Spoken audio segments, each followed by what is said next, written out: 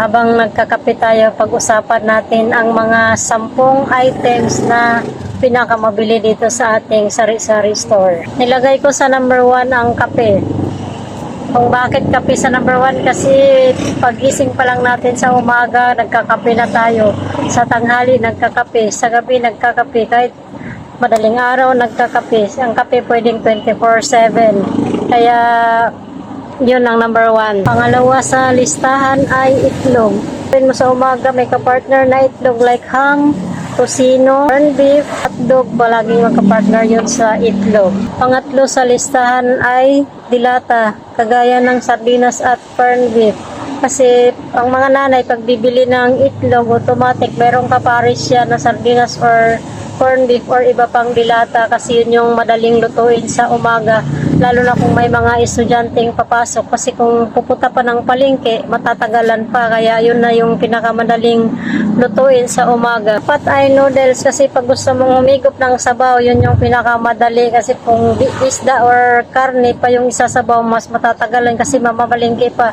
So yung mabilis sa tindahan, nakatabi mo lang, ay noodles. Panglima ay mantika. Syempre, bibili ka ng itlog, bibili ng dilata. Pagluto, kailangan natin ng mantika para sa paggisa or pagprito. Kaya, kailangan parang package na yun. Pag bumili ka ng uulamin mong kailangan lutuin or igisa, bibili ka talaga ng mantika. Sunod sa mantika ay condiments like paminta, bawang, sibuyas, toyo, patis, suka. Kasi yun panimpla natin para magkalasa naman yung kinakain natin. So hindi pwedeng hindi bibili ang mga nanay. Pang-anim sa listahan ay bigas. Syempre sa isang araw di naman tayo pwedeng hindi kumain ng kanin, kasi yun yung ating staple food ng mga Pinoy. So kahit anong mangyari, meron talaga tayong kanin. Pwedeng wala ang kanin sa maghapon. Pang-pito sa listahan ay sabon. Araw-araw natin ginagamit ang sabon kahit sa paghugas ng kamay, pagligo o kaya kapanlinis, kaya kailangan talaga ng sabon. So ang sabon hindi pwedeng absent sa bahay. Kaya pang-walo ay shampoo. Pag araw-araw tayong maliligo, araw-araw din natin kailangan ng shampoo. So yung iba naman hindi nakakabili ng yung wholesale na bilihan, so pa isa-isang bili lang sa mga tindahan. Kaya kailangan ng sari-sari store na meron tayong stocks palagi para anytime na may bibili ang customer, meron tayong maibenta.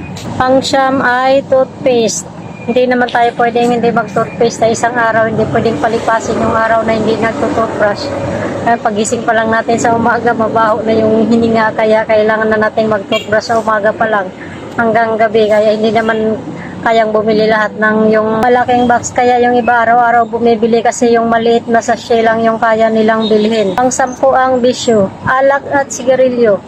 Sa lasinggo, hindi pwedeng hindi inom sa isang araw, saka hindi makapagsigarilyo. Kaya mabili sa tindahan, kahit pa isa-isang stick lang, maya't maya naman yung pagbili nila ng sigarilyo. Pinakamabiling items dito sa aking sari-sari store, hindi lang pala shampoo, 11. Bali, 11 yung mga nasabi kong pinakamabili. Hindi lang naman 11 talaga, kasi marami namang mabili dito. Pero yun yung, siguro yun yung top 11 na mabili. Yun lang mga mi. Thank you very much.